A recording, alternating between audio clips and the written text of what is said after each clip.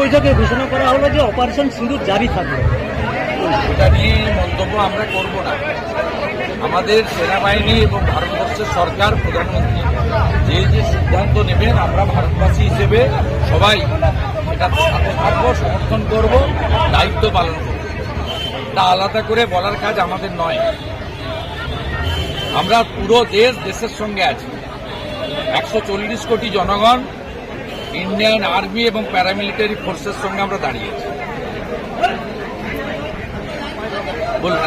দাদা, আজকে শ্রীকৃষ্ণ মূর্তি আজকের আপনি দেখুন, এই গীতা মন্দিরের শতাব্দী প্রাচীন ঐতিহ্য রয়েছে।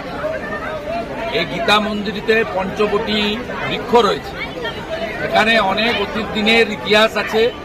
নন্দীগ্রামের ইতিহাস যারা লিখেছেন, সেই ইতিহাসের বইতে ছত্রে ছত্রে গীতা মন্দিরের কথা উল্লেখ আছে। এটা একটু এখানে সনাতনী প্রক্রিয়া অনুযায়ী নিত্য পূজা বা এসব হতো, তো আমি 21 সালের পরে এসে এখানে জগদ্ধাত্রী পূজা হয়। আমি জগদ্ধাত্রী পূজায় এসে দেখলাম যে জানকীনাথ মন্দির সেজে উঠছে, রেয়াপাড়া সিদ্ধিনাথজিউর মন্দির সেজে উঠছে, সিংহবাহিনী মন্দির সেজে উঠছে, বিভিন্ন জায়গায় হরিপুর, দাউদপুর, মহেশপুর, গোকুলনগর নানা সনাতনী প্রতিষ্ঠান সেজে উঠছে। এমনকি পুরুষোত্তমপুরের মঠও বিরাট জায়গা জুড়ে বাগান, পুকুর, প্রার্থনা কক্ষ, ঠাকুরের ঘর সব সেজে উঠছে চারিদিকে। আমার সব জায়গায় যাওয়া আছে। নতুন নতুন অনেক মন্দির হচ্ছে। তাই এই গীতা মন্দির অবহেলিত থাকবে কেন? এখানে কিছু গ্রামের বর্ষিয়ান মানুষ তারা ধরে রেখেছিলেন, কিন্তু এখন আপনারা জানেন যে সকলের আর্থিক সংকট আছে, দাতার সংখ্যা কম, এবং যে সামান্য দান পাওয়া যাবে তা দিয়ে কিছু হবে না। সেক্ষেত্রে আমি ঘোষণা করেছিলাম দুটো কাজ করব। একটা, পঞ্চবটি বৃক্ষকে সেটাকে সুন্দর করে বাঁধিয়ে সাজিয়ে দেবো। তার জন্য 11.5 লক্ষ টাকা 23 সালে অনুমোদিত হয়েছে, কিন্তু ইনারা কাগজপত্র দিতে পারেননি বলে রবীন্দ্রবাবু খানিকটা অসুস্থ ছিলেন।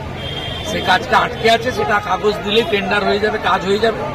আর যেহেতু মন্দির বা মূর্তি সরকারি টাকায় করা যায় না, আমাদের সরকারি টাকা পারমিট করে না, সেই কারণে দীঘাতে কালচারাল সেন্টার হয়েছে, মন্দির হয়নি, যেহেতু সরকারি টাকায় হয়েছে। সেই জন্য এখানে মন্দিরের রিপেয়ারিং তারা নিজের অর্থে করেছে, তার 2,20,000 টাকা দিয়ে ওনাদের চয়েস করা এটি 3.5 ফুট উঁচু রাজস্থান মার্বেলে ভগবান শ্রীকৃষ্ণের একটি অপরূপ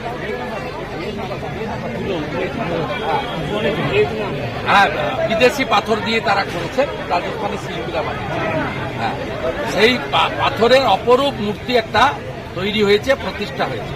আজকে একটি বিশেষ অনুষ্ঠান করে প্রায় সহস্রাধিক সনাতনীদের উপস্থিতিতে আমরা আরতি করে ঠাকুরকে এখানে প্রতিষ্ঠাটাকে মানুষের কাছে প্রচারিত করলাম, যাতে সবাই আসে। এরপরে আরো দুটো কাজ আমাদের করতে হবে। একটা আজকেই ঘোষণা করে গেলাম, এখানে সন্ধ্যাবেলা অন্ধকার থাকবে না, সোলার আলো আমরা লাগাবো। উচ্চমানের সোলার আলোকে কয়েকটা বসিয়ে দেবো, যাতে সন্ধ্যাবেলা একটু আলোকিত থাকে। এটা পবিত্র জায়গা। আর তার পরবর্তীকালে যে 11.5 লক্ষ টাকার কাজ আছে, শেষ হয়ে গেলে আমরা এমপিল্যাট থেকে অভিজিৎ বাবুকে অনুরোধ করে বাউন্ডারি ওয়ালটাও